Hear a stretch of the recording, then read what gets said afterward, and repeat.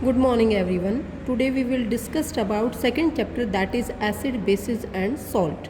बेटा सबसे पहले हम यहाँ करेंगे कि सोर और बीटर क्या होता है। सोर होता है खट्टा, बीटर होता है कड़वा। तो जो सब्सटेंस टेस्ट में सोर होती हैं वो एसिड होती हैं और जो सब्सटेंस टेस्ट में बीटर होती हैं वो बेस कहलाती हैं। अब यहाँ से कैसे याद रखेंगे, B for bitter, B for base.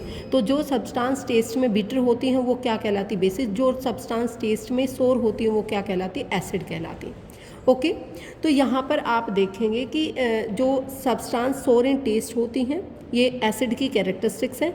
And change the colour of blue litmus to red, और ये ब्लू लिटमस से किस में कन्वर्ट कर देती हैं, रेड में।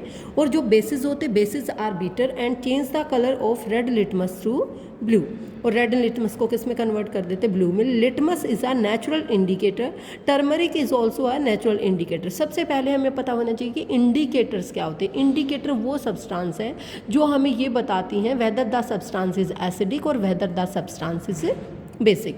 तो इंडिकेटर हमें इंडिकेट करते हैं कि कौन सी सब्सटेंस एसिडिक है और कौन सी सब्सटेंस बेसिक है। अब सब चीज़ों को हम टेस्ट करके तो नहीं बता सकते, इसलिए कुछ इंडिकेटर्स हमारे पास होते हैं जो कि ये बता देंगे कि कौन सी सब्सटेंस एसिडिक है और कौन सी बेसिक है। तो कुछ नेचुरल इंडिकेटर होते हैं, कुछ सिंथेटिक इंडिकेटर होते हैं जिनको हम लेबोरेटरी में प्रिपेयर करते हैं। तो नेचुरल इंडिकेटर में आएंगे लिटमस और टर्मरिक, और सिंथेटिक इंडिकेटर में आएंगे मिथाइल ऑरेंज एंड फिनोफ्थलीन। अब हमें यहाँ पता होना चाहिए कि जो लिटमस है वो नेचुरल इंडिकेटर है, और एसिड के केस में ये ब्लू टू रेड कर देता है और बेस के केस में रेड टू ब्लू। ठीक है, रेड टू ब्लू करता है, B for blue, B for base. तो लास्ट में जब ब्लू हो जाएगा तो इसका मतलब बेस, और लास्ट में अगर रेड हो जाएगा तो इसका मतलब ये चीज़ एसिडिक थी। ओके, उसके बाद टर्मरिक। टर्मरिक भी एक इंडिकेटर है जो कि येलो कलर शो होता है जब मतलब जो टर्मरिक है वो येलो कलर शो होता है इन केस ऑफ एसिड, और ब्राउन कलर शो हो जाता है in case of, reddish brown colour show करता है इन केस ऑफ बेस। उसके बाद सिंथेटिक इंडिकेटर की बात ये आती है मिथाइल ऑरेंज जो कि ग्रीन कलर शो करता है इन केस ऑफ एसिड, और phenolphthalein. Phenolphthalein pink colour show करता है, फिनोफ्थलीन खुद कलर लेस होता है और पिंक कलर शो करता है in case of base. Phenolphthalein कैसा कलर शो करता है, पिंक कलर शो करता है इन केस ऑफ बेस। और एसिड के केस में क्या रहेगा, एज इट इज़, मतलब कलरलेस। उसके बाद बहुत बार यहाँ से क्वेश्चन आ जाता है एग्जाम में कि लिटमस जो है वो पर्पल कलर की डाई होती है जिसको हम कहाँ से ऑब्टेन करते हैं, लाइकन से ऑब्टेन करते हैं। लीचन नाम का प्लांट होता है उसको, वहाँ से हम ऑब्टेन करते हैं किसको, लिटमस को। उसके बाद करेंगे कि हमारे पास अलग अलग तरीके के इंडिकेटर्स होते हैं, ओल्फैक्टरी इंडिकेटर्स होते हैं जो कि किसी की भी स्मेल से ये बता देंगे कि weather the substance is acidic और बेसिक। ये तो इंडिकेटर्स बताएंगे कि स्मेल से हमें पता चल जाएगा कि ये किसकी स्मेल है। वनीला की स्मेल से हम बता सकते हैं, अनियन की स्मेल से हम बता सकते हैं, क्लोव की स्मेल से। तो ये कौन से इंडिकेटर कहलाएंगे, ओल्फैक्टो इंडिकेटर या olfactory indicator. Olfacto receptors are present in our nose. तो ये हम स्मेल से बता सकते हैं, इसलिए कि किस इंडिकेटर की कैटेगरी में आते हैं, ओल्फैक्टरी इंडिकेटर की कैटेगरी में आते हैं। उसके बाद हमारी नेक्स्ट हेडिंग है how do acid basis react with metal, कि कोई भी जो एसिड बेस है वो किसी मेटल के साथ कैसे रिएक्ट करेगा। सबसे पहले हम एसिड के केस में देखेंगे, जो बात एसिड के लिए वही सेम बेस के लिए होगी। यहाँ पर देखेंगे कि कोई भी एसिड है किसी मेटल के साथ, कोई एसिड किसी मेटल के साथ। तो यहाँ पर हमने जिंक ग्रैन्यूल्स लिए। जिंक ग्रैन्यूल्स क्या है, एक मेटल है, और किस एसिड के साथ रिएक्ट कर रही है, डाइल्यूट सल्फ्यूरिक एसिड के साथ, डाइल्यूट सल्फ्यूरिक एसिड के साथ रिएक्ट कर रही है। तो जब हमने किसी मेटल के ग्रैन्यूल्स को डाइल्यूट सल्फ्यूरिक एसिड के साथ रिएक्ट कराया तो यहाँ से एक गैस निकली। हमें नहीं पता था यहाँ पर कि ये कौन सी गैस इमर्ज आउट हुई है, बट हमने देखा कि इस गैस को जब हमने सोप सॉल्यूशन से पास कराया, जब हमने जो ये गैस यहाँ से निकली है, तो जब इसको सोप सॉल्यूशन से पास कराया तो सोप सॉल्यूशन से बबल बन के निकले, और जब हमने बबल से बर्निंग कैंडल, बबल के पास बर्निंग कैंडल लेके आए तो हमें पता चला कि जो ये गैस थी ये हाइड्रोजन गैस थी, क्योंकि हाइड्रोजन गैस की पहचान होती है कि वो कौन से साउंड प्रोड्यूस करती है। जब हम उसको बर्निंग कैंडल के नियर लाते हैं, पॉप साउंड प्रोड्यूस करती है। तो ये जो पॉप साउंड है ये बर्निंग ऑफ हाइड्रोजन गैस होती है, ये कैरेक्टरिस्टिक्स है हाइड्रोजन गैस की। ओके, उसके बाद हमारा नेक्स्ट टॉपिक है कि एसिड जब किसी मेटल के साथ रिएक्ट करेगी तो हमने बोल दिया सॉल्ट एंड हाइड्रोजन गैस बनाएगी। सेम यहाँ पर बेस के लिए भी बात अप्लाई होती है कि जब कोई भी बेस कोई भी बेस किसी मेटल के साथ रिएक्ट करेगा तो सोल्ट बना देगा। कौन सा सोल्ट? यहाँ पर जिंक है, यहाँ पर बेस क्या है? सोडियम हाइड्रोक्साइड है। तो जब जिंक सोडियम हाइड्रोक्साइड के साथ रिएक्ट करेगा तो क्या बना देगा? सोडियम जिंकेट बना देगा। तो सोडियम जिंकेट का Na2ZnO2 ZnO2 ओके, साथ में हाइड्रोजन गैस इमर्ज आउट होगी। तो जब भी कोई भी एसिड और कोई भी बेस किसी भी मेटल के साथ रिएक्ट करेगा तो हमें कौन सी गैस मिलेगी? Hydrogen gas. उसके बाद हमारी नेक्स्ट हेडिंग है how do metals carbonate and metal hydrogen carbonate react with acid. यहाँ पर देखें how do metal carbonate and metal hydrogen carbonate react with acid, कि कोई भी मेटल कार्बोनेट और मेटल हाइड्रोजन कार्बोनेट जो है वो एसिड के साथ कैसे रिएक्ट करती है। अब यहाँ पर देखेंगे जो मेटल कार्बोनेट है वो कौन सी होगी। टेस्ट ट्यूब ए में हमने क्या ली है? मेटल कार्बोनेट लिया है Na2CO3 plus HCl plus NaCl gives NaCl plus water and साथ में CO2। Look at this reaction carefully बेटा। टेस्ट ट्यूब ए में हमने लिया सोडियम कार्बोनेट, ये कार्बोनेट का एग्जाम्पल है, ये हाइड्रोजन कार्बोनेट का एग्जाम्पल है। जब हम किसी भी मेटल के कार्बोनेट को किसी एसिड के साथ, ये मेटल का कार्बोनेट हो गया, सोडियम एक मेटल है, जब हम किसी मेटल के कार्बोनेट को किसी हाइड्रोक्लोरिक एसिड के साथ रिएक्ट करेंगे तो सॉल्ट बनेगा, वाटर बनेगा और साथ में CO2 गैस भी बनेगी। क्वेश्चन आ जाता है कि कोई मेटल अगर एसिड के साथ रिएक्ट करेगी तो बनेगा सिर्फ हाइड्रोजन गैस, बट अगर कोई मेटल कार्बोनेट हाइड्रोजन एसिड के साथ रिएक्ट करेगी तो सॉल्ट NaCl, वाटर साथ में CO2, तो कौन सी गैस बनेगी? CO2। Same metal hydrogen carbonate अगर एसिड के साथ रिएक्ट करेगा NaCl बनेगा, वाटर बनेगा और साथ में क्या बनेगी? CO2 बनेगी। ओके, यहाँ पर क्या बता रखा है, ये रिएक्शन हमने पिछले चैप्टर में की थी कि जब क्विक लाइम में को हम वाटर में डिसोल्व करेंगे तो हमारा लाइम वाटर बन जाएगा, जिसको बोला जाता है स्लेक्ड लाइम। जब स्लेक्ड लाइम जो है CO2 के साथ कॉन्टेक्ट में आएगा, जब हम इसको वो दीवार पर अप्लाई कर देंगे, जब ये CO2 के साथ कांटेक्ट में आएगा तो वाइट कलर के प्रेसिपिटेट फॉर्म हो जाएंगे, दैट इज़ CaCO3, जिसको बोलते कैल्शियम कार्बोनेट, जिसको बोलते चूने का पत्थर, और साथ में क्या रिलीज आउट हो जाएगा? वाटर। यहाँ से एग्ज़ाम में बहुत ज़्यादा बार आता है कि जब फर्दर CaCO3 में कैल्शियम कार्बोनेट में हम और भी ज़्यादा H2O और CO2 ऐड करते जाते हैं, अगर हम और भी ज़्यादा CO2 add, access carbon dioxide, अगर हम एक्सेस में कार्बन डाइऑक्साइड ऐड करते हैं तो क्या हो जाएगा? सोल्यूबल इन वाटर, ये वाटर में सोल्यूबल बन जाएगा, कैल्शियम हाइड्रोजन कार्बोनेट बन जाएगा। क्या बन जाएगा? Calcium hydrogen carbonate. ओके, उसके साथ हमारा नेक्स्ट टॉपिक है how do acid and bases react with each other. जब कोई एसिड और बेस आपस में रिएक्ट करते हैं तो क्या होता है? ये आपको इस रिएक्शन को क्या बोलते हैं? आप सबको पता है, न्यूट्रलाइजेशन रिएक्शन। क्या बोलते हैं इस रिएक्शन को? Neutralisation reaction. जब कोई एसिड किसी बेस के साथ रिएक्ट करता है तो क्या बनाता है? सॉल्ट एंड वाटर बनाता है। यहाँ पर आप देख सकते हैं कोई एसिड किसी बेस के साथ रिएक्ट कर रहा है, सॉल्ट एंड वाटर बन रहा है। बेस कौन सा है? Sodium hydroxide. एसिड कौन सा है? Hydrochloric acid. सॉल्ट NaCl बन रहा है, साथ में वाटर। तो यहाँ मेन इक्वेशन, वर्ड इक्वेशन क्या होगी? Base plus acid give salt and water. तो नेक्स्ट है reaction of metal oxide with acid. अब यहाँ पर आप एक बात याद रखेंगे कि जो मेटल के ऑक्साइड होते हैं वो किस नेचर के होते हैं? वो बेसिक नेचर के होते हैं।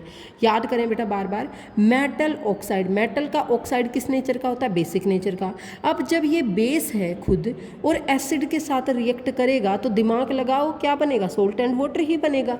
तो जब कोई बेस एसिड के साथ रिएक्ट करता है तो सॉल्ट एंड वाटर ही बनता है। इसलिए मेटल का ऑक्साइड किस नेचर का होता है? बेसिक नेचर का। इसके साथ साथ आपको ये भी पता होना चाहिए कि जो नॉन मेटालिक ऑक्साइड होते हैं वो किस नेचर के होते हैं? वो एसिडिक नेचर के होते हैं। नॉन मेटालिक ऑक्साइड किस नेचर के होंगे बेटा? एसिडिक नेचर के होंगे। अब यहाँ नेक्स्ट हेडिंग है आपकी how do all acids what do all acids and all basis have in common. सभी एसिड्स में और सभी बेसिस में कॉमन क्या है? तो वो कह रहा है कि जब भी हम कोई भी एसिड देखते हैं तो वो कौन सी गैस जनरेट करता है? हाइड्रोजन गैस जनरेट करता है। कोई भी एसिड देखते हैं तो वो कौन सी गैस जनरेट करता है? हाइड्रोजन। इसका मतलब हाइड्रोजन जो सभी एसिड्स के लिए क्या है? कॉमन है। और हाइड्रोजन गैस कैसी गैस होती है? एसिडिक गैस होती है। ओके, एक एग्ज़ाम में यहाँ से क्वेश्चन बहुत ज़्यादा बार आ जाता है कि जब भी कोई भी एसिड को, अगर हम किसी भी सॉल्ट को, एसिड को वाटर में डिज़ोल्व कर देते हैं तो इलेक्ट्रिक करंट पास होता है। बिल्कुल होता है, क्योंकि जो भी एसिड्स हैं, जो भी सॉल्ट्स हैं, वो आयंस में कन्वर्ट हो जाते हैं। किस में कन्वर्ट हो जाते हैं? आयंस में। और आयंस किसी लिक्विड के अंदर करंट को कैरी करने के लिए सफिशिएंट होता है। किसी लिक्विड के अंदर करंट को कैरी करने के लिए आयंस जो होते हैं सफिशिएंट होते हैं। यहाँ पर देखेंगे acid contain H positive as cation and anion such as. Anion क्या हो सकता है? क्लोरीन एनायन की, जैसे HCl है तो H पॉजिटिव तो कैटायन हो गया, क्लोरीन एनायन हो गया इन HCl। NO3 क्या हो गया? किस में हो गया एनायन? HNO3 में। SO4 किस में हो गया? H2SO4 में। इस तरीके से एसिटिक एसिड में एनायन क्या हो गया? CH3CO। और H पॉजिटिव तो सब में ही कॉमन रहेगा, तो इसलिए जो H पॉजिटिव है वो एक्वस फॉर्म में होगा और जो कि एसिडिक प्रॉपर्टीज़ करता है, जो कि किसी भी लिक्विड में करंट को कैरी करने के लिए सफिशिएंट होता है। अब बात आती है कि what happen to an acid और a base in a water, कि जब किसी एसिड को या बेस को पानी में मिलाएंगे तो क्या होगा। तो यहाँ पर आप देखेंगे कि जब एसिड को पानी में मिलाया तो क्या बन गए? Hydronium ion. बेटा हाइड्रोनियम आयन भी किसकी पहचान होते हैं? एसिड की पहचान होते हैं। और हाइड्रोजन आयन भी किसकी पहचान होते हैं? एसिड की ही पहचान होते हैं। बट डिफरेंस क्या है? जब किसी एसिड को वाटर के अंदर डिजोल्व कर देंगे तो ये H पॉजिटिव अकेला ना रह के H2O के साथ मिल जाएगा और क्या बन जाएगा? H3O positive. इसका मतलब H पॉजिटिव भी एक ही बात और H3O पॉजिटिव भी सेम चीज़ है, क्योंकि हाइड्रोनियम आयन ही बनेंगे जब हम किसी एसिड को किस में डिजोल्व कर देंगे? वाटर में डिजोल्व कर देंगे। सेम यहाँ पर बात अप्लाई हो रही है किसके लिए? NaOH के लिए। NaOH के अंदर ये क्या है? बेस। बेस के अंदर कॉमन क्या होता है? OH। ओके, तो यहाँ पर जब इसको वाटर में डिजोल्व करेंगे तो आयंस में टूट जाएगा, Na+ में और OH- में। अब यहाँ से करेंगे बेटा कि जो एसिड और बेस है वो वाटर में कैसे मिक्स करना चाहिए। अब सीधी सी बात है, ये कन्फ्यूजिंग है कि हमें पानी में एसिड मिलाना चाहिए या एसिड में पानी मिलाना चाहिए। तो हम कैसे याद रखेंगे? देखो नींबू क्या है? एसिड है।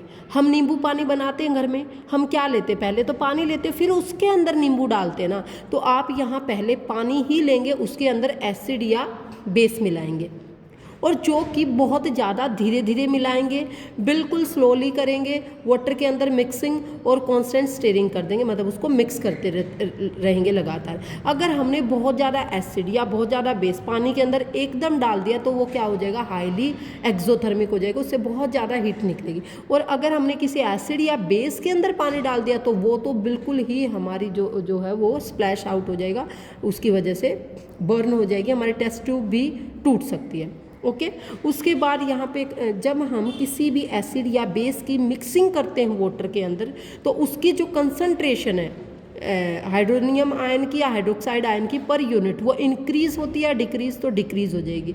जब हम वाटर के अंदर मिक्सिंग करते किसी एसिड या बेस की तो जो कंसंट्रेशन है वो क्या हो जाएगी? डिक्रीज हो जाएगी। और मिक्सिंग करना किसी एसिड या बेस को वाटर के अंदर, ये प्रोसेस क्या कहलाता है?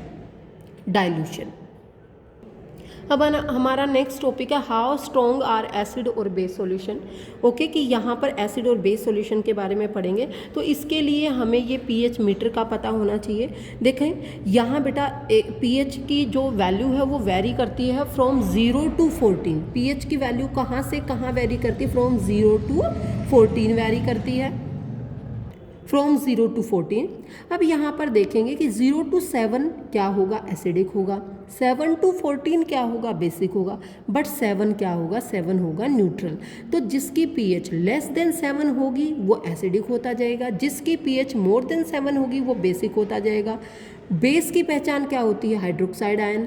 एसिड की पहचान क्या होती है? H positive ion. अब क्वेश्चन ये आता है कि जो एसिडिटी है वो किस साइड बढ़ती जाएगी? एसिडिक नेचर किस साइड बढ़ता जाएगा? 7 to 6, 6 to 5, 4, 3, 0 की साइड वो बढ़ता जाएगा। बेसिक नेचर किसकी तरफ बढ़ता जाएगा? 14 की साइड बढ़ता जाएगा। मान लो अगर किसी की pH 13 है और किसी की pH 10 है, तो कौन ज़्यादा बेसिक है? 13 pH वाला। ओके, अब हम यहाँ पीएच पेपर से करेंगे, पीएच मीटर से करेंगे। यहाँ पर देखें जो गैस्ट्रिक जूस है उसकी पीएच ये लर्न कर लेना बेटा 1.2 होती है, लेमन जूस की पीएच 2.2 होती है। तो गैस्ट्रिक जूस ज़्यादा एसिडिक हुआ या lemon juice? Gastric juice is more acidic as compare to lemon juice. Pure water की पीएच 7 होती है बेटा, इसको ठीक कर लेना। और ब्लड की पीएच कितनी होती है? 7.4 होती है।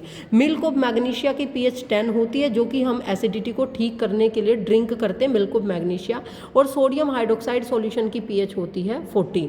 सोडियम हाइड्रोक्साइड की पीएच कितनी होती है? 14 होती है। तो सोडियम हाइड्रोक्साइड मोर बेसिक होता है और गैस्ट्रिक जूस मोर एसिडिक होता है। और ये कलर होते हैं, ज़्यादा एसिडिक की पहचान के लिए कलर कौन से होते हैं? रेड कलर होता है। नॉर्मल न्यूट्रल रेंज में कैसे कलर होता है? ग्रीन कलर होता है। और बहुत ज़्यादा बेसिसिटी के लिए कौन सा कलर होता है? ब्लूइश ग्रीन कलर होता है। हाँ जी, अब यहाँ पर देखेंगे कि importance of pH in every day life. हमारी लाइफ में पीएच की क्या इंपॉर्टेंस है? तो हमारी लाइफ में पीएच की क्या इंपॉर्टेंस है कि जो हमारी बॉडी वर्क करती है किस रेंज में काम करती है? क्वेश्चन आ जाएगा एग्जाम में 7 to 7.8 रेंज में हमारी पूरी बॉडी, मतलब हमारी बॉडी के जितने भी फ्लूइड हैं वो किस रेंज के मिलेंगे, किस पीएच रेंज के मिलेंगे? 7 to 7.8। और अगर वाटर की बात करें, अगर जो पीएच है रेन वाटर की, अगर वो लेस देन 5.6 हो जाए तो वो रेन कैसी रेन कहलाएगी? Acid rain. अब यहाँ से नेक्स्ट टॉपिक है pH in our digestive system, कि हमारे डाइजेस्टिव सिस्टम में पीएच का क्या रोल है। तो जो स्टमक है वहाँ से गैस्ट्रिक जूस निकलता है जिसको बोलते हैं हाइड्रोक्लोरिक एसिड। कौन सा जूस निकलता है? हाइड्रोक्लोरिक एसिड निकलता है। अगर ज़्यादा हाइड्रोक्लोरिक एसिड हमारे स्टमक में रिलीज आउट हो गया तो हमें क्या हो जाएगी? एसिडिटी हो जाएगी, जिसकी वजह से हमारे स्टमक में पेन और इरिटेशन हो जाएगा। तो हम अपने आप को एसिडिटी से कैसे प्रिवेंट करें, कैसे बचाएं? तो हमें क्या लेना चाहिए? एंटा लेने चाहिए। और एंटा एसिड्स क्या करते हैं? ये रेमेडी है, ये दवाई है। एंटा एसिड्स का एग्जाम्पल क्या है? इनो जो हम पीते हैं वो किसकी तरह एक्ट करता है? एंटा एसिड्स की तरह एक्ट करता है। एंटा एसिड न्यूट्रलाइज करता है एक्सेस पीएच को, जो ज़्यादा से ज़्यादा एसिडिक हो गया है हमारे स्टमक में, उसको न्यूट्रलाइज करता है। और साथ के साथ हमें मिल्क ऑफ मैग्नीशिया भी लेना चाहिए, मतलब मैग्नीशियम हाइड्रोक्साइड भी लेना चाहिए, जो कि माइल्ड बेस का काम करता है और हमारे स्टमक की एसिडिटी को ठीक कर देता है। उसके बाद आता है pH change in cause to tooth decay. अगर हमारे माउथ की पीएच लोअर देन 5.5 रहने लग जाए तो उसकी वजह से जो हमारे टूथ एनामल है, जो आउटर मोस्ट कवरिंग होती है टूथ पे, वो डैमेज हो जाएगी। जो एनामल है वो किससे मिलके बनी होती है? Calcium hydroxy peptide.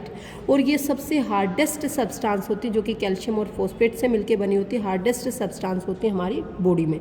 उसकी वजह से अब ये कब डैमेज हो जाएगी? जब हमारे माउथ की पीएच लोअर रहने लग जाए। किससे लोअर? 5.5 से। उसकी वजह से हमारे माउथ में क्या ग्रो करना शुरू कर जाएंगे? बैक्टीरिया ग्रो करना शुरू हो जाएंगे और डिग्रेड हो जाएगा, हमारा मुंह में सड़न होने लग जाएगी। उसके को रिलीफ देने के लिए, उसको ठीक करने के लिए, अपने माउथ कैविटी को बचाने के लिए हमें टूथपेस्ट का यूज़ करना चाहिए। और वो टूथपेस्ट क्या करते हैं? न्यूट्रलाइज कर देती है और जो एक्सेस एसिड होता है उससे ठीक कर देती है और हमारे टूथ को प्रिवेंट कर देती है फ्रॉम डिकेइंग। उसके बाद हमारा नेक्स्ट टॉपिक है सेल्फ डिफेंस बाय एनिमल्स और प्लांट्स, कि हमारे जो एनिमल्स और जो प्लांट्स में भी कुछ चीज़ें ऐसी हैं जिनके अंदर एसिडिक होता है। जैसे आपको कभी मधुमक्खी ने काटा है तो आपके वहाँ रेडनेस आ जाएगी और स्वेलिंग आ जाएगी। जो बी स्टिंग होता है बेटा, जो मधुमक्खी का डंक होता है, उसके अंदर क्या होता है? एसिड होता है। और वो कौन सा एसिड होता है? मिथेनोइक एसिड होता है। कौन सा एसिड होता है? Methanoic acid. जिसकी वजह से हमारी बॉडी में क्या शुरू हो जाएगा? बर्निंग शुरू हो जाएगा, पेन होना शुरू हो जाएगा, हमें जलन होनी शुरू हो जाएगी। और उसको ठीक करने के लिए हमें किसका यूज़ करना चाहिए? किसी भी बेस का, माइल्ड बेस का यूज़ करना चाहिए, जैसे कि बेकिंग सोडा। उस टंग एरिया पर लगाओ और हमें क्या मिल जाएगा? रिलीफ मिल जाएगा। सेम यहाँ बात अप्लाई होती किसके केस में? नेचर प्रोवाइडिंग न्यूट्रलाइजेशन ऑप्शन, कि जैसे हम पहाड़ी एरिया में जाते बेटा तो एक नीटल का प्लांट होता है, जो कि अगर वो किसी को भी टच हो जाए तो बहुत ज़्यादा इरिटेशन हो जाएगी। उसको 100 बिच्छू डंक प्लांट भी बोलते हैं कॉमन भाषा में, पहाड़ी एरिया की भाषा में, मतलब बिच्छू लड़ने के बराबर होता है वो प्लांट। बहुत ज़्यादा इरिटेशन हो जाएगी। और क्योंकि वो कौन सा एसिड हमारी बॉडी में छोड़ देता है? मिथेनोइक एसिड वो हमारी बॉडी में छोड़ देता है। और उस डोक नेटल प्लांट की रेमेडी क्या होती है? डोक प्लांट, क्योंकि उसके अंदर बहुत ज़्यादा बेस होता है। तो जो वहाँ के रहने वाले लोग होते हैं उनको पता होता है कि नीटल प्लांट को ठीक करने का जो प्लांट है वो कौन सा प्लांट है, डोक प्लांट। उसके साथ साथ ये टेबल भी करेंगे बेटा, मोस्ट इंपॉर्टेंट है। विनेगर के अंदर कौन सा एसिड होता है, एसिटिक एसिड। ऑरेंज के अंदर कौन सा एसिड होता है, citric acid. Tamarind, T for tamarind, T for tartaric. Tomato, O for oxalic, tomato, O for oxalic. Sour milk, curd के अंदर कौन सा एसिड होता है, लैक्टिक एसिड। लेमन के अंदर कौन सा एसिड होता है, सिट्रिक एसिड। एंट स्टिंग में कौन सा, मिथेनोइक। और नेटल स्टिंग में कौन सा एसिड होता है, मिथेनोइक एसिड। ओके, इसी के साथ हम next topic more about salt next video में पढ़ेंगे बेटा। Good bye, have a nice day, thank you.